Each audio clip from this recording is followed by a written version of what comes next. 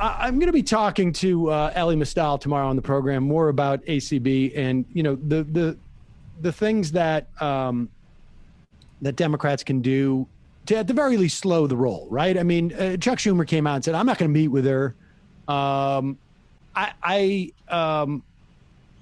That to me seems, I mean, on one level, I appreciate it. It says that is, that this is wrong. It's hypocritical. On the other hand, just even taking from the interview we just did in terms of Frederick Douglass, the idea of this measure of pragmatism and use of rhetoric, and to my mind, I don't know if there's a way to stop this nomination. There probably isn't. There is a way I think to slow it and gum it up, and maybe you never know, you get lucky. There's a hurricane in Washington D.C. and things are shut down for a week, and that pushes stuff and whatever, right? I mean, because you've slowed everything else down.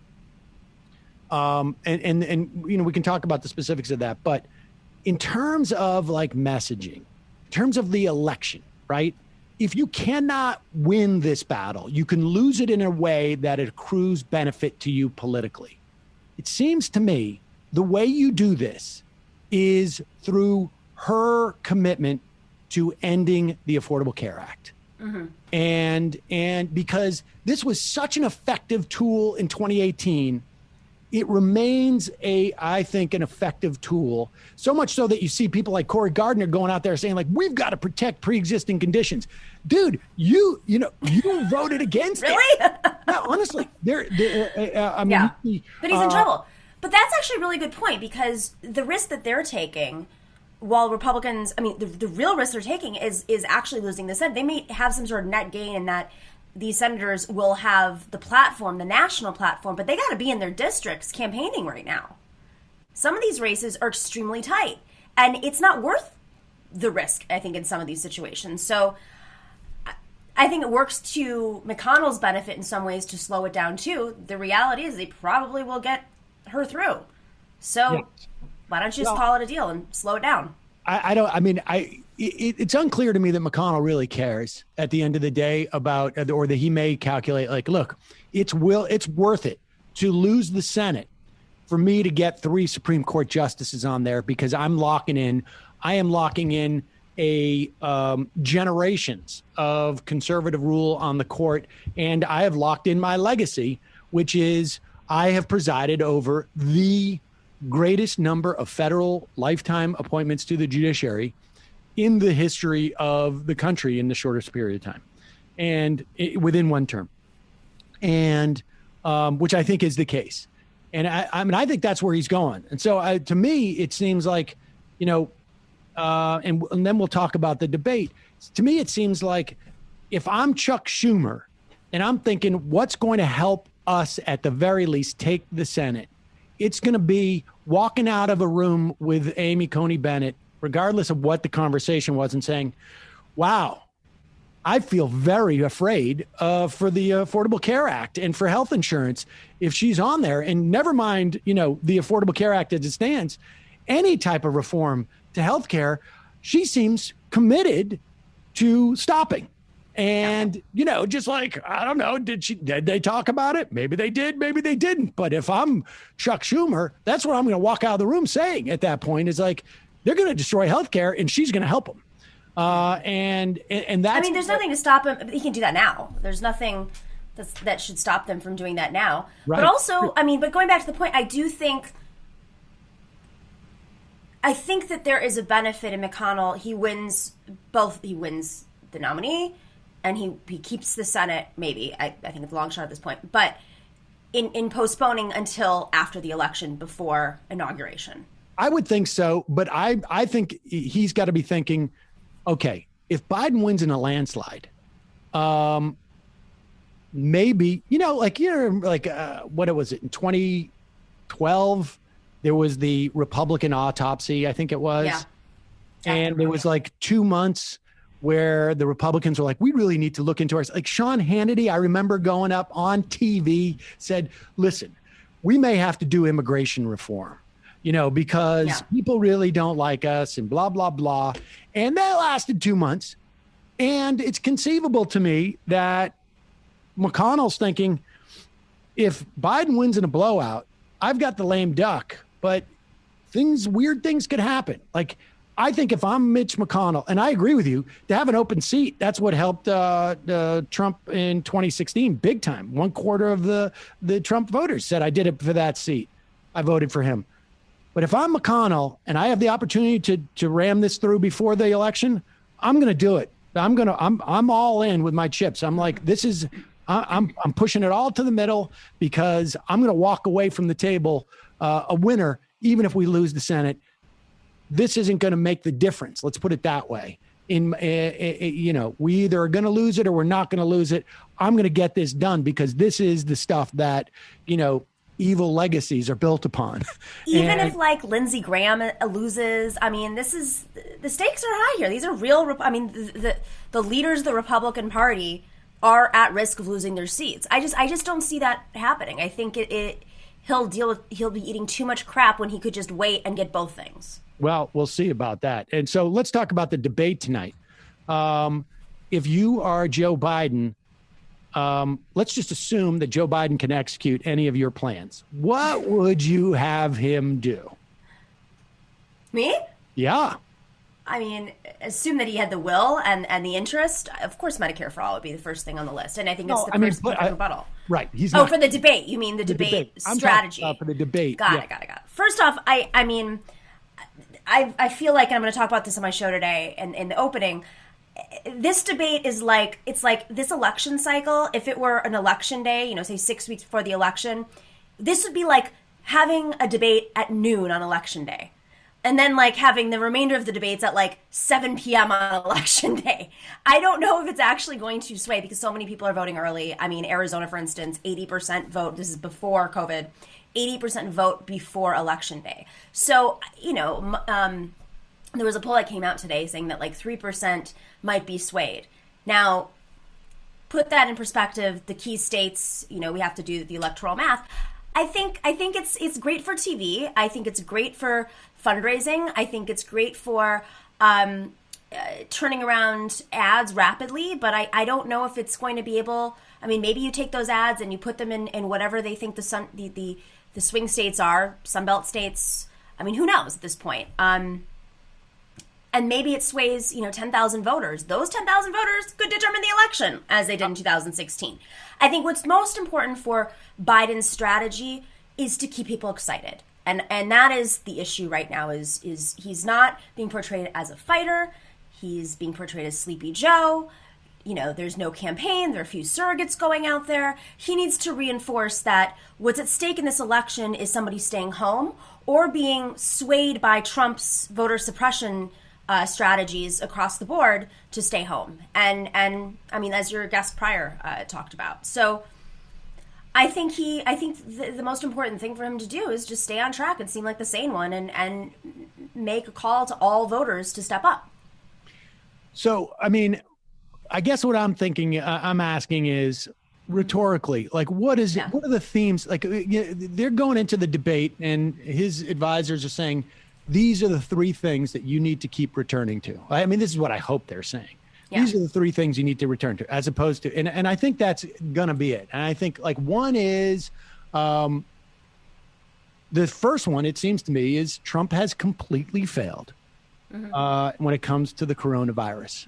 And, just from today's news in and of itself, right? We've topped, 45,000 infections a day.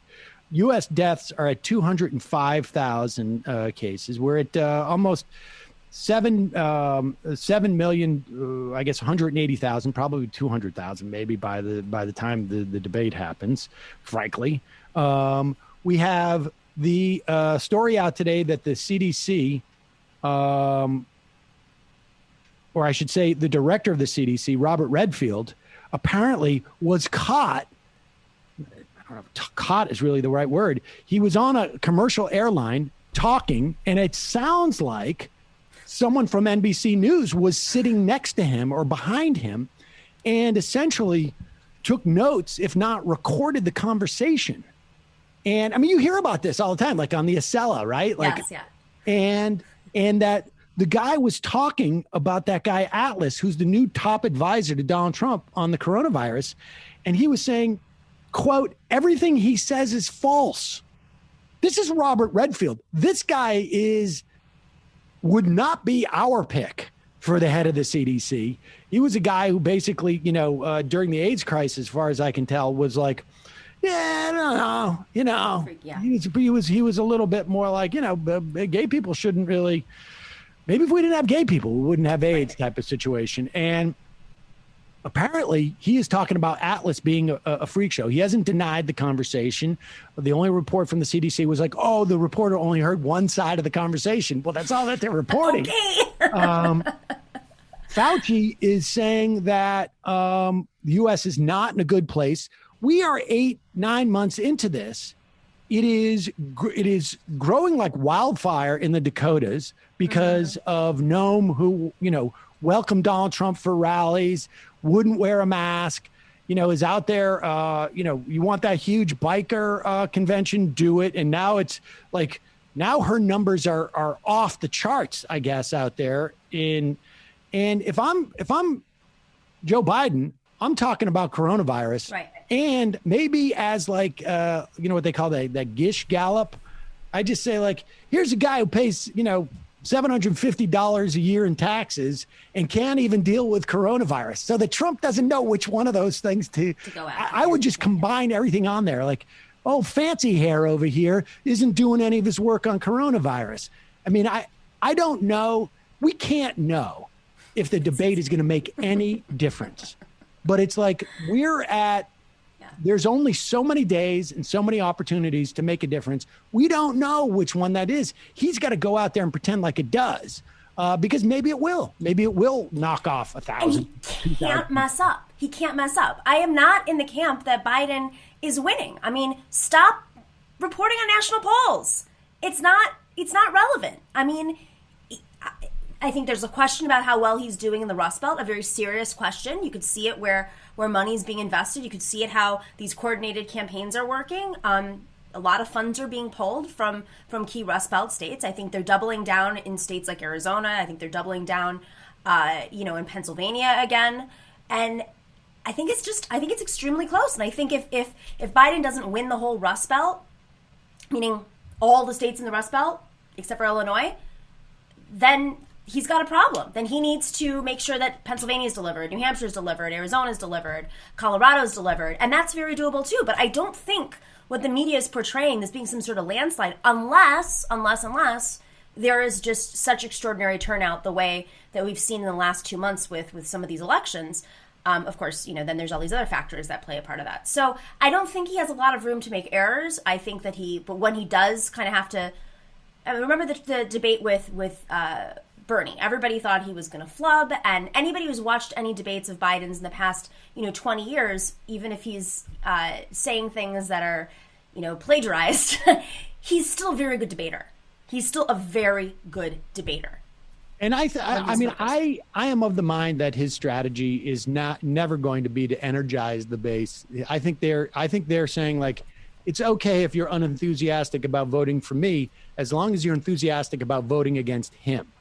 And I think that is their strategy. And I think he's just got to go up there. He's just got to be relatively competent and just keep saying coronavirus, haircuts, and no taxes, and healthcare. I think to a certain extent. My understanding is that just like in 2018, you've got a lot of the candidates on the running for Congress talking about healthcare again.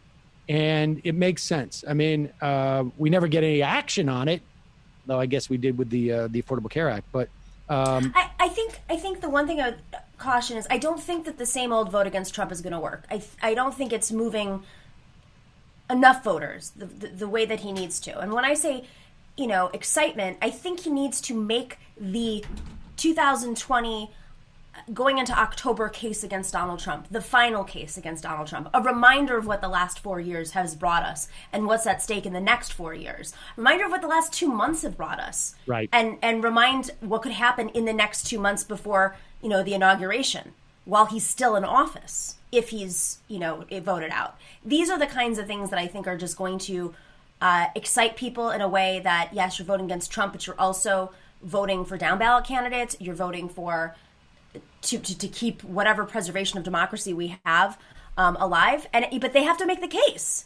It's just, and one more thing, just on that note, I think it'd be really smart if he mentioned some things like some of these key states and what's at stake on their ballots. I mean, he could bring that into the loop, like Trumpism has spread across the country, and in states where coronavirus is bad, let's look at the leadership there and be fantastic if those senators were up or those leaders were up for a challenge.